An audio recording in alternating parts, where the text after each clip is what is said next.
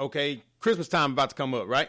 Santa Claus, Right. you go to bed because Santa Claus gonna give you them presents. We promoting the lie. Right. Okay, Tooth Fairy, Right. promote the lie. I mean, we just steady promote lie. Right. I said this, man. You're right, man. And you know, but once you start, I think I don't. We talked about these things before in our first interview. You know, education is the key, and what I mean, I'm not just speaking on college because sometimes that's miseducation as well. That's You know what I indoctrination. mean? Some of the higher institutions. So I learned a lot of things I've learned on my own. I'm sure you have was self-taught. You know, Yeah. was self-taught, and because a lot of things designed to box you in. But you're right, and I learned about these things too a long time ago, and what I think you're doing is challenging this. We challenging people to think, you know, Yeah. challenging ourselves and challenging others. I mean, why Think wouldn't about you? these things. Why wouldn't you not want to think? I mean, why would you just want to just walk through and see the same thing, getting the same results, and don't question that at all? I mean, you don't question it at Right. all. Okay, I've been doing these same exercises. They told me if I do 10 of these, 10 of these, 10 of these for 15 days, I'm gonna be ripped. You know, and I done did everything. Okay, some ain't right. But this Some all- ain't right. Obviously, that program ain't gonna work for me. But see, you're right, bro.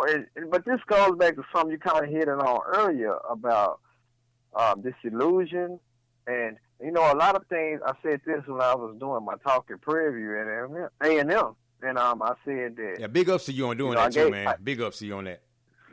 Oh man, appreciate it. Yeah. But I was giving a story about the Wizard of Oz, Mm-hmm. and I was talking about how the Dorothy, you know, they went to the Wizard of Oz and they was looking for the savior. That's kind of how I put it. You know, it's looking for the savior. You know, you was gonna get a cowardly lion, courage, Everything I need. a heart, everything. But really, when they got there, it wasn't even a physical being. So what it was, really, all that stuff is inside you already. You got to tap into your own essence. And I said that to say this, you know, we've been always looking for a savior, you know, and we thinking that you know, these presidents or whoever is going to save us, but that's not how life works. You know, you got to save yourself. So this is a wake up call for us, because you know, we need to look at ourselves and pull ourselves together, you know, and we can do it. You know, we need to be conscious and then make our decisions from there. You know, start trying to build our own, like what you're doing right now with this program. You decided to do this yourself. You didn't go out and say, you didn't sit back and wait and say, I'm gonna wait for somebody to give me something. You know. No, man. You know, no, we need to do for self. You know, we need to do for self. Take the initiative. You know, I'm not sitting back and saying, I'm going to wait for somebody to call me to go speak for a school. Hey, man, I know I'm going to keep pushing, you know, striving. So once we start tapping into this and building our own, and we get to tell our history how we want to. We get to tell our own stories, you know, without the red tape and, you know, the restraints. Yes, that's freedom. That's what I'm getting at, brother. That's what you. We That's have what you that freedom. Yeah, and I love it. I love it. I love it because man, I'm me able too. to. I love it. Oh, bro, I love it. I mean, I ain't never been a stranger to talking, right? I ain't never been a stranger to running my mouth and having conversations, because I love pontificating over different stuff and just having different ideas and having different thoughts. And like you say, get outside that box. Get outside of what you just know. You know, get outside of Cracker, go to Huntsville, go to Houston, you know, go to hit some of them towns around there, you know, get outside of your comfort zone. You know, if you're in the city, go to the country. If you're the country, go to the city. Get outside your comfort zone and see something different. And then that way you can look at it from a different perspective. Everybody out here gives opinion about what they think life should be based upon their experience. And that may be valid, but that's not matter of fact. That's your opinion. Right. That's your experience. I was saying this to one of my friends, you know, we was engaged in conversation about current events and stuff. And just like me and you talked about this before, you know, it's easy to sit idly, you know, and sit in four walls, in between four walls, and talk about things amongst each other. And that's how a lot of times, you know, it's easy to criticize things. But once you out there doing the work, we start getting in the fields. A lot of us we fear getting our hands dirty, so to speak. So just like what you're doing, this program, we are trying to, attack these things, address these things, come up with solutions, and putting topics on the table. That's the difference from just sitting back and complaining, because then you could become part of the problem, actually.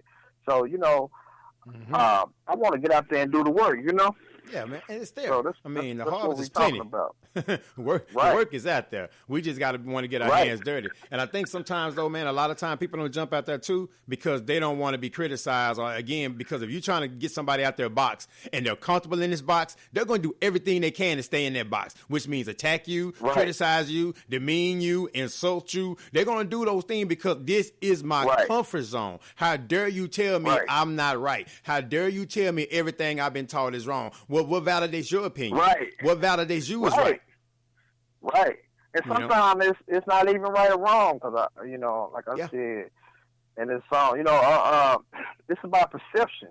And going back to what you said, my brother, about it's things based off your experiences, and your experiences are very real to you. When they are happening. One thing about it, once you that experience happened to you and you move on, that's why we look back. A lot of times we laugh. We like what we was thinking. You know what I'm saying? Yeah, like man. Stuff we did when we was young. We like what we was thinking. We could look back on the laugh, but it was real to us. I was talking to one of my friends, who I was in prison with. We was talking about different things that.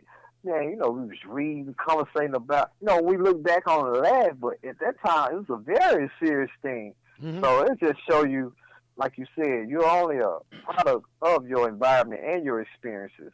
But, everything that you are today, everything that you do every day is a combination, is a product of what you've been up to in your life, right? So if you've been full of crap, then the day you ain't got nothing but mess and crap going on, then you may want to check your inventory of what you've been depositing in that bank account.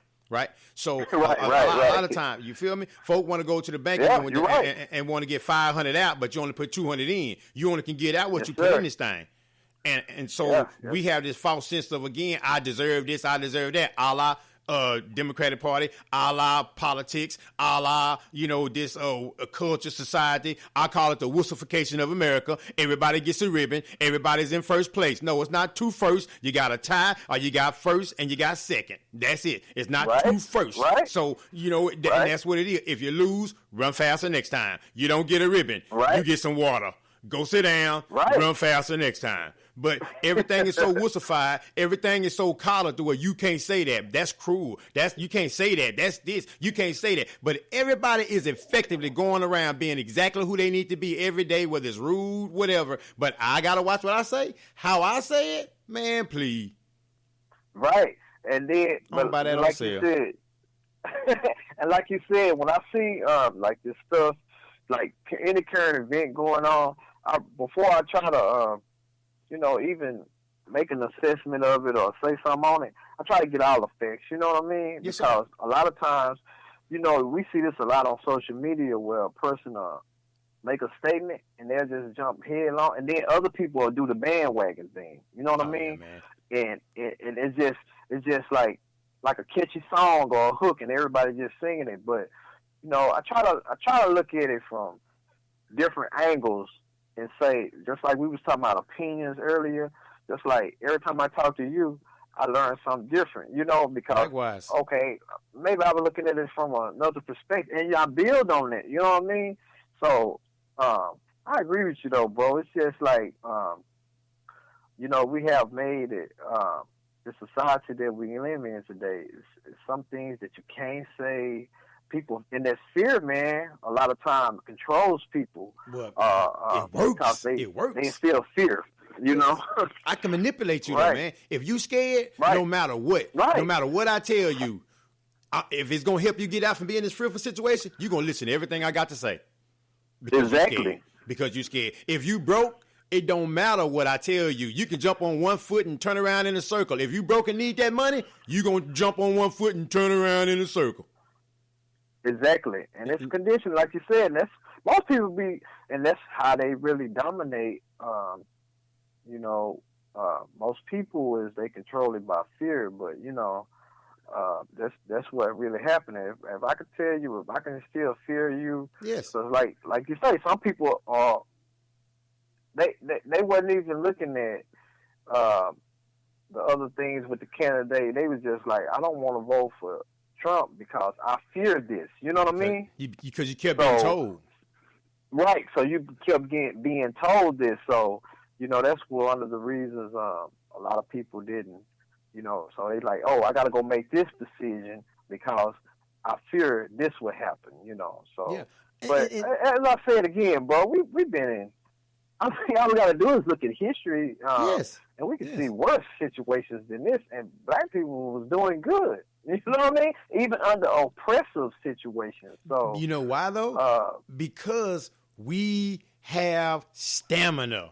Okay, we have willpower. We used to have a strong sense of community, and that's what we need to bring back. We used to have, I am my brother's keeper. No, I'm responsible. We responsible. The 30-year-old, 40-year-old, 50-year-old young men, we failed this younger generation. We are responsible. We need to stand up, grab them cats. Hey, man, you ain't no thug because your pants sagging. Your pants just too big. I'm not finna deal you like that. I'm not finna make a fashion statement, make you feel like you a negative person in general, okay? We don't talk. We don't go to people and find out what they don't know. We just judge them based upon our experience. Hey, and man, you're right, brother. And I was saying this, and I was talking, and I was, we Generation X, right? That's what they call us. And I'm speaking. I was talking to one of the brothers from a baby boom era, right? Yes, sir. And I think that when we got off track, because we got to see where the breakdown started. Yes. And a lot of that started during the people who came before us. And this is, a lot of brothers was good, a lot of sisters was good, but a lot of it started with the breakdown for us. And so this is what caused a lot of this. And, and who we was looking up to, like when I was in the hood, I didn't have a lot of positive male role models around me. Yeah. I didn't even have a lot of positive females around me. So you do what you know. Yes, now, sir. I had some. I'm not going to say I didn't have any, but it was more negative. It was more negative, and so then so here I started listening to rap music, and these becoming my role models, so to speak. So, and all of it wasn't good, and all of it wasn't bad neither. So, but I gravitated more to the bad. So it's the breakdown of the family. But all this stuff stems too from slavery too. That's another that's a whole other topic. I mean, when you came off that boat, right? Oh, you go here, we got this one, we gonna separate this. Hey, you raping my wife? Boom, you dead. So it's I mean, it would just separate, like you said, from the word go. But then once slavery happened, and then after that was abolished and stuff like that, you steady had other ways of institutionalizing, other ways of having issues and problems, which is getting in the way. My thing, I've always asked that question. I've always asked this. What was anyone scared of? Because if we were slaves, right? If we were dumb, if we were ignorant, if we didn't know nothing, and we finally free, and you didn't give us no money, no nothing, no nothing, why would you hinder anybody trying to get from that? If you dumb and ignorant and lazy, why is you a threat? Right? Right. And I'll say this, kind of even touching on slavery, because you kind of hit on something right there. Yes, sir. When I remember the movie Django, it kind of touched on that. When he opened up the gate and he was trying to let them go free, and some of them didn't want to go.